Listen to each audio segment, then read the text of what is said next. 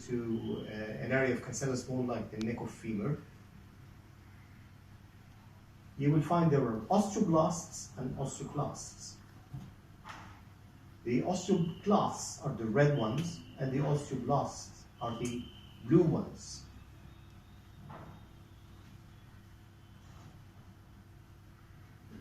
The osteoclasts resorb bone and the osteoblasts form bone, but how do they talk to each other and interact? It's through the rank ligand. The osteoblasts produce the rank ligand, and this rank ligand does attach to the rank receptors on the osteoclasts or the pro-osteoclasts. So the pro-osteoclasts clamp together to form an osteoblast, and this mechanism is inhibited by the yellow ones that you've seen, which is the osteoprotein, which is produced by the osteoblast.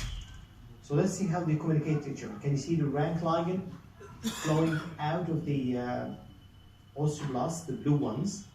They attach to the pro-osteoclasts, they clamp together, they form osteoclasts with giant cells, with many cells, and these continuously eat the bone, lead to bone resorption. And this is through the rank and the rank ligand mechanism. This is followed by bone formation by the osteoblasts, and that's how the remodeling process keeps going on and on and on. Now there's another protein produced by the osteocytes, is called sclerostin, and this binds to receptors on the osteocytes, on the osteoblasts, again NRP receptors, and this inhibits bone formation. So let's have a look at this sclerostin. It is formed by the osteocytes, and they communicate with the osteoblasts.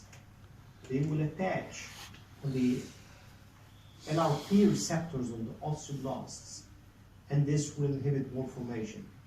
So as you see, there's another factor going on produced by the osteocytes, which is this sclerostin, to slow down or inhibit bone formation.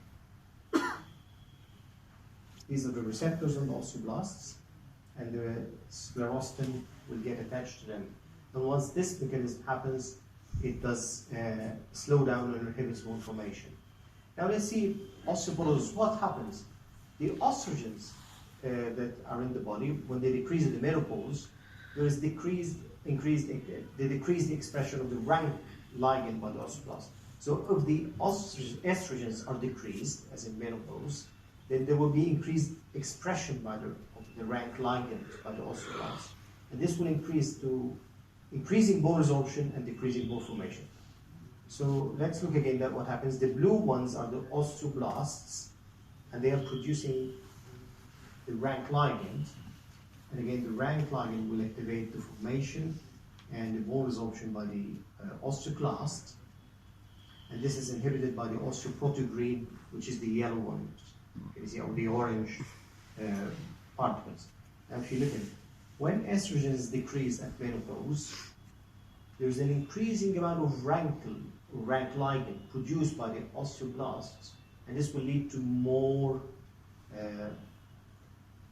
osteoclast formation and more bone resorption. So you see, not only one is acting, there are 3, 4, many of them, and they scoop out and eat a larger amount of bone. When the osteoblasts come to form bone, they cannot form as much as the osteoclasts and the activated ones has eaten, and that will end up in osteoporosis. In skeletal metastasis, rank ligand is either produced directly by cancer cells, or they produce other cytokines like the parathyroid hormone related peptide or interleukins, and they act and stimulate the osteoblasts to produce the rank ligand. So if you look at this video, can you see the cancer cells are flowing through the bloodstream? They go to the bone marrow, they find the very favorable environment to settle down. They start multiplying in the bone. The osteoclasts are waiting for a signal, and the signal either comes from the cancer cells themselves, who will produce a rank ligand, or they will produce cytokines, as we've seen before, and these cytokines will stimulate the osteoblasts to produce again a rank ligand to stimulate osteoclastic bone resorption. And that's the mechanism that happens in metastatic bone tumors and multiple myeloma. And you can see loads of rank ligand are produced by the osteoblasts or by the tumor cells. They stimulate the osteoclasts to form and to eat bone, and this leads to osteolytic metastasis. So what is Denosumab? We mentioned that osteoprotein, which is naturally produced by osteoblasts, attach to the rank ligand and prevent activation of the osteoclast. And this is Denosumab exactly the same. It is an immunoglobulin G2. It is a monoclonal antibody, and it does inhibit the rank ligand, and it's attached to it before it activates the osteoclasts. So it slows down the osteoclasts or stops them from eating bone and leading to osteoporosis or osteolytic metastasis. What are the clinical indications? Osteoporosis, prevention of skeletal-related events, bone fractures and pain in patients with METs from solid tumors. Giant cell tumors could regress with Denosumab, especially the ones that are difficult to resect, or resection will lead to severe morbidity. Example is in the spine. If you have widespread malignancy and metastasis with hypercalcemia, it does control it, and in multiple myeloma. Now this is an example of a giant cell tumor. You can see this is before treatment with Denosumab, and the other pictures after treatment. You see how it's ossified and calcified, and almost 90% of it has resolved. So it's helpful in these giant cells which are in inaccessible regions like the spine. What are the side effects? Many minor side effects: musculoskeletal pain, anemia, tiredness, weakness, headaches, diarrhea, nausea, upper abdominal pain, and don't forget allergic reactions. There's serious ones like osteonecrosis of the jaw, which again is the same complication that happens with alendronate. Hypocalcemia, you've got to be careful and check serum calcium levels, and it could sometimes compromise the immune mechanism and lead to serious infections. Now there's another drug coming up, Denosumab, and this binds to sclerostin, and again this leads to increased bone formation and is used for treatment of osteoporosis. This is still coming up. I think it has been released in the States and FDA approved, and it will be soon coming towards our countries in the Middle East and in Asia, but at an expensive price. So in summary, bone is continuously remodeling.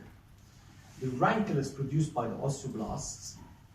The Denosumab prevents the rankle by attaching to it and prevents it from binding to the rank and activate and stimulate the osteoclast. So this osteoprotein and Denosumab will inhibit or slow down osteoclastic bone resorption. And any questions regarding that particular topic? It's the rank ligand and the rank, and Denosumab inhibits the rank ligand. Any questions?